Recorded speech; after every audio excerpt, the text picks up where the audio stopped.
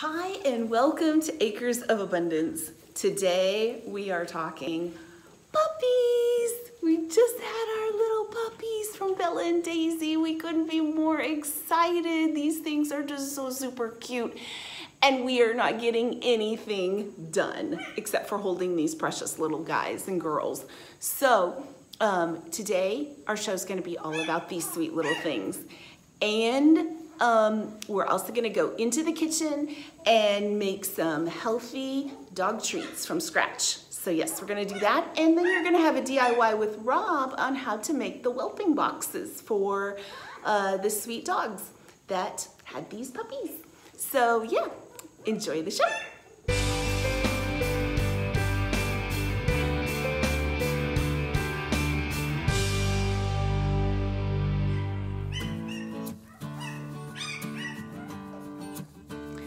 Okay guys, look what we have. Oh my gosh, is this not the sweetest thing? Yes, we have sweet lab puppies, yay! We are getting nothing done, absolutely nothing. We are holding these things, I swear, they're just like getting way spoiled. I'm not even sure we're gonna be able to give them up, but we probably will eventually because we can't have 13 extra dogs running around here. But anyway, yeah, we had puppies over the weekend. We had a total of 13, like I said. Daisy and Bella, who are yellow labs, they each had a litter. Yep, so it was super exciting when we saw the signs coming on. And again, we're new to this whole breeding thing. We had literally no education or training, just what we've been, digging the internet of how to deal with, your litters being born. And so, yeah, I mean, we're really new to this and learning a lot, and we want to share it with you guys as we go along in this process. But yeah, our Daisy, she had a litter of 7. One was stillborn, so she ended up with a litter of 6. Bella, she was the first one to go into labor Thursday morning, and she ended up with a litter of 7. She had one that didn't quite form correctly in her, so we had to, unfortunately that one was dead, but yeah, she ended up with 7, and we had to take her in because that one that was not formed correctly was blocking her birth canal, so she couldn't have the rest of her puppies. So yeah, so we had to take her into the vet to get a C-section done. So yeah, that was an extra little thing there with Bella, but we got at least we had a few in there yet that were alive, and really bummed about the one that didn't quite form right, but I guess that's the way it goes sometimes. But yeah, so we've got a total of 13 sweet little puppies. We're in the process of doing some DNA testing on them because we just want to make sure we understand the bloodlines of our puppies. We unfortunately didn't quite have our fence done, and we had a stray coming around when Bella and Daisy were in heat. So we want to make sure we understand that these are all from Walker. Half the litter looks like this, and they've got white markings on their chest. I don't know if you can see it there, which we understand is from the St. John's water dog, which is the ancestor of the Labrador Retriever. So we think the black ones are from Walker, but we're not sure about the mosaic patterned dogs. I don't know, the jury's out. I've been doing lots of research, and it sounds like labs can come up with that mosaic pattern sometimes on their fur. It doesn't sound all too common, but it hints to us that it could be from the stray that was on our property. So we're just really unsure. So we're getting some DNA testing done so we know for sure the lineage. Yeah, so that'll be exciting to find out. Anyway, but yeah, so this is what's going on right now, and we are, like I said, not getting anything done. This is just way too much fun, and they are oh so cute. You just got to look at that face. Yeah. I mean, right? How sweet is that? And they're just so, so precious. And Bella and Daisy are just being the best mamas ever. just feeding them constantly. They're getting so big. I mean, this one is like, gosh, he seems like twice his weight that he was when he was born last Thursday. But probably not, but it just seems that way. Yeah, so anyway, and so now we are going to have a DIY with Rob. He's going to show you how to make these whelping boxes that are behind me. They're super easy, and I tell you what, we couldn't be more thrilled with how they are working out. Again, we're very new to breeding dogs. It's kind of like a little side thing. We got Bella and Daisy thinking that that's what we would do with them, and then we got Walker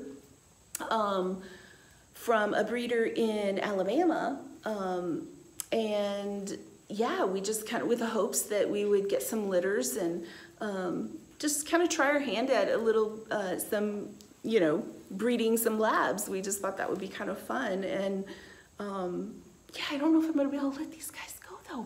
I mean, they're just so sweet, so sweet, but we can't have 13 extra puppies running around, right?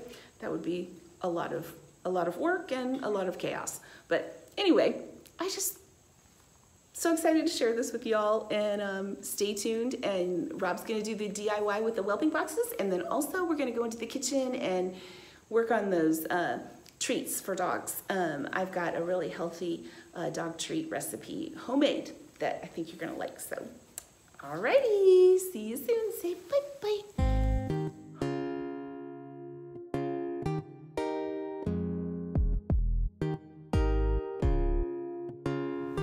We are being overrun by puppies. You know, Bella gave birth to 7 and Daisy to 6, so 13 puppies. And oh, we couldn't be more excited. We're definitely blessed. But when we knew that they were nearing that 63-day gestation time, about a week earlier, we started work on what's called a whelping box. And honestly, I think I'd heard the term before, but this kind of got us immersed into it. And really what it is a surround to allow the mother to feel safe while she has her babies, and also keep the puppies inside. You can imagine that's going to be a chore without some sort of wall and structure around them. We also made it comfortable for them. We put a tarp underneath, first of all, in case, you know, as the puppies, they're gonna make a mess. You know, the mom actually cleans up a lot of it, but they're in there all the time, and so you want to be able to have that moisture barrier for whatever floor that you've got on, and something that you can clean off to keep it sanitary. We also put hay on there. If you're looking at a full bale that has, I'm not a farmer, but I think they're called loaves, 8 loaves, then we put like 2 loaves into each of those. And again, we've got a 4 by 6 foot whelping box. And so they're larger dogs, right? They're labs. Their puppies are going to be a little bit larger, so we wanted to make sure it was a bit larger size for them to be able to not feel too constricted. And if you've got a smaller dog, that's even better. You can get by with a 4 foot by 4 foot whelping box, and that's going to be even more efficient for you and save you some money, because the sheets of plywood that you're going to get are 4 foot by 8 foot, and we're doing a 2 foot tall whelping box. And so you can imagine we're getting 4 of those walls out of 1 4 by 8 sheet of plywood. So that's going to work even better for you. As a bonus, you can have the home improvement store cut it up for you. That's going to be 3 cuts. Usually they do 2 for free, but they might even throw in the 3rd one for free. But if not, it's like 50 cents. So you'll end up taking home 4 of those 2 by 4 foot boards that will become the walls for that whelping box. And then we're going to piece them together to where I've heard it called a paper doll construction. Paper doll basically just means that they're going to nestle in with each other, and that creates a strong corner, and you're really going to appreciate how easy this comes together and how easy it is to take apart and store once they're given birth. All right, let's get started. So the first thing I want to do is find the midpoint of this. Sure enough, they cut it exactly 24 inches, 2 feet like I asked them to. That doesn't always happen, but mark 12 inches. I'm going to make a couple marks here, and then we're going to do 4 inches in from the edge, which is right there. So ideally what we're going to have is a notch that is loosely right there. Set your fence 4 inches from the blade. The safety's in place and everything's unplugged, so we are safe to measure this. And that's exactly what I want right there, 4 inches. So what we're gonna do is cut all of them at that 4 inches at first. You're gonna have 8 cuts with all these boards. And I'm gonna show you a time-saving tip to get exactly to the middle each time. Okay, the first thing I'm gonna do, you remember the 12-inch mark that we made on the board? I am going to run this through the table saw at exactly that point, and that's gonna be where we stop.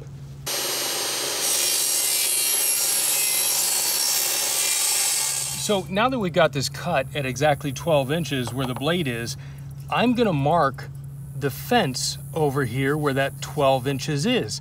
So I'll know that every board that I feed through, we've got 7 more cuts to go. Each of those boards just goes up to that point, and then you're done.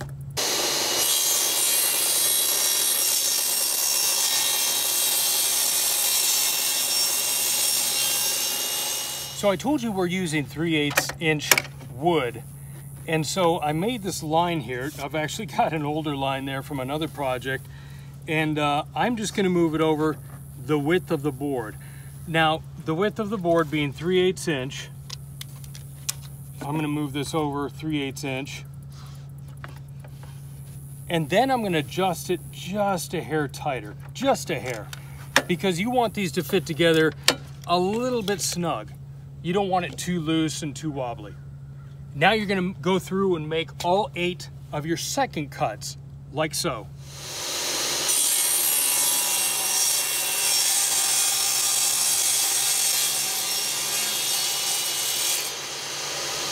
So to get this little piece of wood out of here, I just use a jigsaw and it comes right out. Now remember, the notches that we're making in this board need to be on the same side. Now the last thing I'm going to do is show you how to make this doorway really easily. So taking one of the end walls, I measured up exactly 8 inches and marked that on the board. Right there. That's my baseline for creating my door. I also wanted to find the midpoint of this whole board, which should be 48 inches, which it is. So I'm going to mark the 24-inch point. So there you go. We've got 8 inches and 24 inches. That's the very bottom of our door. So the next thing is find something that's a circumference that you want. What I found was the lid of one of those 5-gallon buckets that you find at home improvement stores, which is absolutely perfect because it's 12 inches in diameter. So get that exactly at the apex of the curve, draw it out to the apex on the left and the right. Geometry fans, I hope I'm using the right terms. It sounded important, apex, so I'm going with it. Once you find those, then you're just gonna draw your line straight up. And this should be 12 inches apart up here.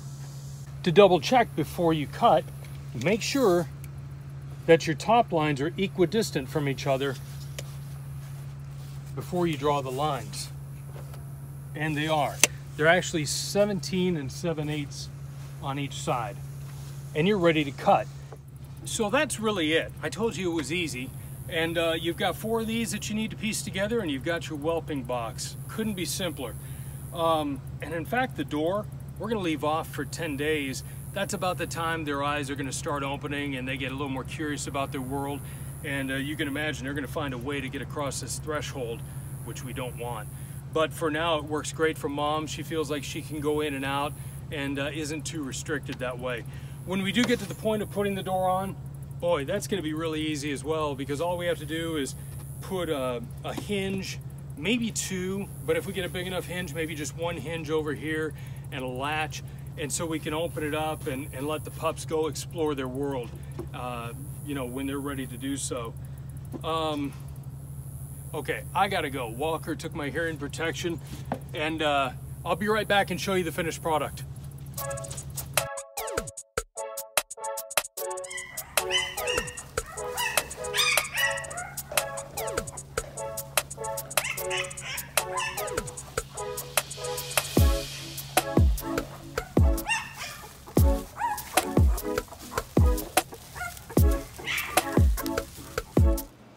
Okay guys, doggy treats.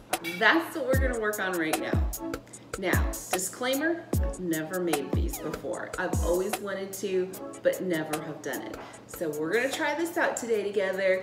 It's a recipe I've never tried before. And it's a recipe actually I got off the internet, and I can link it down below the website I got it off of, because maybe there's some other treats on there too that would be of interest to you all. But I thought I would try one out. And you know, we typically do what everybody else does, probably buy their treats at the local Tractor Supply or you know, dog store, pet store, but I've always wanted to try my hand at just making the homemade ones, because I just always think homemade's better. And even when it comes to our furry little friends, yeah, I thought let's give it a go. So here we go. So this recipe is for a peanut butter bacon dog biscuit. So I mean, it has to be hit right, peanut butter and bacon. So we'll see what they do when we give these to them, because like I said, I've never made these before, so you get to watch that too, the reaction. Okay, so first, here are ingredients right here. So not too many, 7 ingredients. We'll see how it goes. So first we're gonna start off with a cup of peanut butter. So that goes in the bowl. And I think this is, and again, as I've stated before, I'm a dumper kind of a cooker. So this really works well for me because it all just gets dumped into this bowl, mixed together, and then we're going to roll them out, put them on a cookie sheet, and bake them. That's it.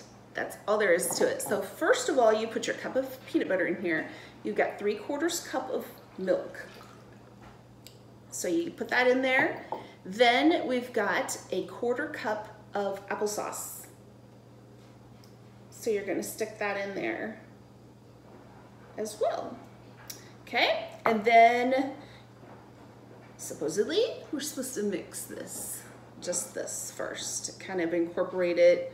So we're gonna do that real fast here. Okay, 2 cups of flour in next. 1 tablespoon of baking powder in next. So now we're supposed to incorporate this.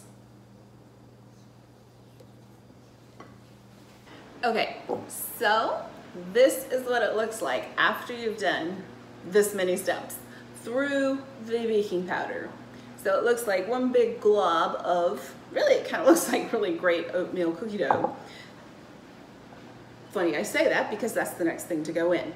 So now we are going to do a 1/3 cup of oats. So stick that in there, and then we've got 2 cups, I'm sorry, not 2 cups, 2 slices of crispy bacon. Just, you know, if you have, this is gonna be the great thing, because every once in a while we make bacon, you know, for breakfast or whatever, and just slide off a couple slices for the pups, and then, yeah, just chop it up, dice it finely, and that goes in next.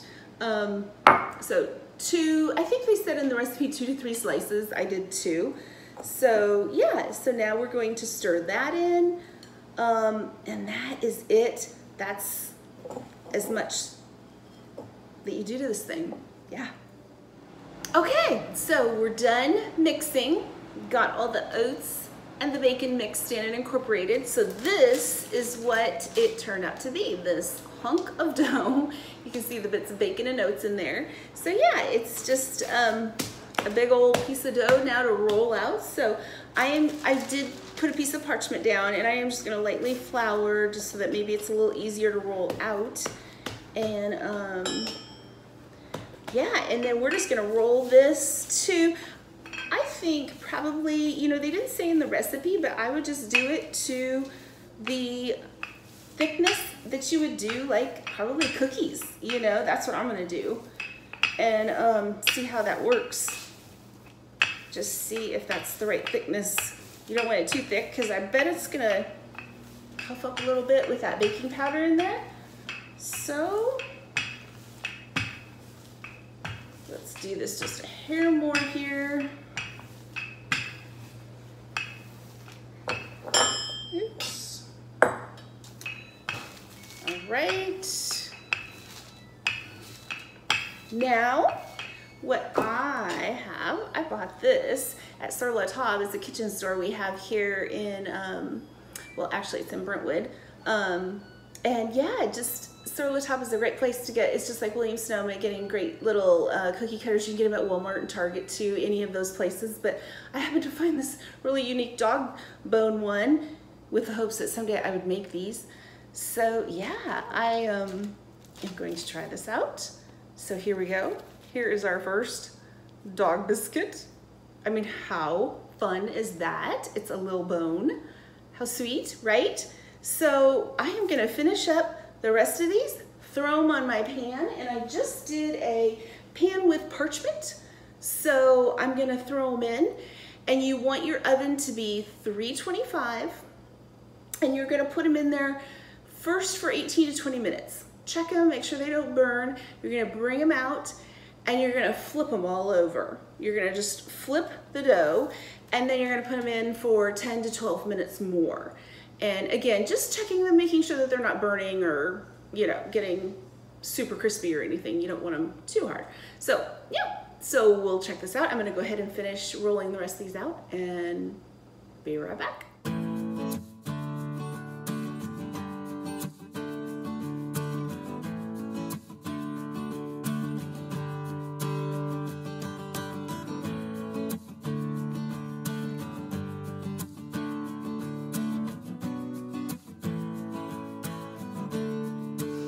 Okay, we are darn near finished with this whole thingamagooey. Okay, so here we are. I've started putting them on my cookie sheet, and I just lined my cookie sheet with some parchment. So yes, I was able to fit 21 on my sheet here. So, you know, I guess it just depends on how big of a cookie sheet you have. So, oops, here is the final product. And it's all these yummy treats. Now, I will say, we have labs, our dogs are huge, so this big bone, it probably works well for large breed dogs. If you have little tiny puppies, maybe you wanna find, you know, a cookie cutter that's a bit smaller, because maybe these would be too overwhelming for your dog. But I know they make these all different sizes and probably bigger than this. But anyway, so we're gonna flip these in the oven at 325. And again, let's cook them initially for about 18 to 20 minutes, and then we're gonna come back and flip them around to the other side and for another 10 to 12, and hopefully they'll be done. And we're gonna go test them out on our dogs once they cool. Yeah, because I need you to see right along with me if they even really like these things. They may hate them and it's a flop, but we're gonna test them out. We're gonna see if they like them. So yeah, stay tuned.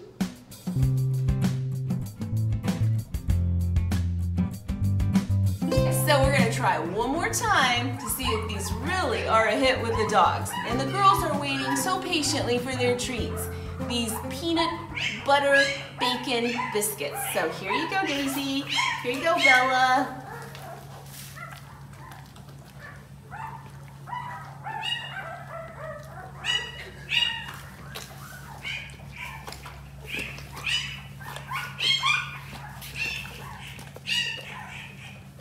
I think they just might be a hit. Well, everybody, I hope you enjoyed hanging with us today and these sweet, sweet little puppies. We are so excited to get to share them with you and come along on the journey with us. We're hoping you learn right along with us, caring for these sweet little ones. You know, just as a point of reference, this one is one of Daisy's, and she was, actually it's a he. He was born a week ago, and this is about how big he is. So about, you know, 2 hands worth-ish. They've really, cute faced little puppy. They've really been growing leaps and bounds, and you know, pretty much doubled and even tripled their weight. So we're just very, very excited to watch them grow and change. And yeah, so we're hoping you enjoy it with us, and yeah, have a great day, and don't forget to hit that subscribe button.